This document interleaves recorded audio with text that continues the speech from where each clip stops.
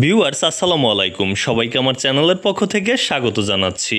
জাতীয় বিশ্ববিদ্যালয়ের অধীনে অনুষ্ঠিতব্য 23 জুলাই এবং 24 জুলাইয়ের ডিগ্রি দ্বিতীয় বর্ষ, অনার্স চতুর্থ বর্ষ সহ যে সকল পরীক্ষা রয়েছে সব পরীক্ষাগুলো কিন্তু স্থগিত করা হয়েছে।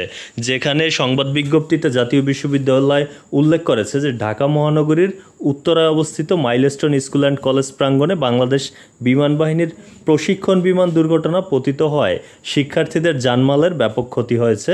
এই প্রেক্ষাপটকে বিবেচনায় নিয়ে জাতীয় বিশ্ববিদ্যালয়ের পরীক্ষাগুলো স্থগিত করা হয়েছে। আরেকটি বিষয় এখানে বলা হয়েছে যে পূর্বঘোষিত সময়সূচি অনুযায়ী অন্যান্য পরীক্ষার তারিখ ও সময় অপরিবর্তিত থাকবে, অর্থাৎ 23 এবং 24 জুলাইয়ের পর থেকে যে পরীক্ষাগুলো রয়েছে রুটিনে সেগুলো যথারীতি ঠিকভাবেই হবে।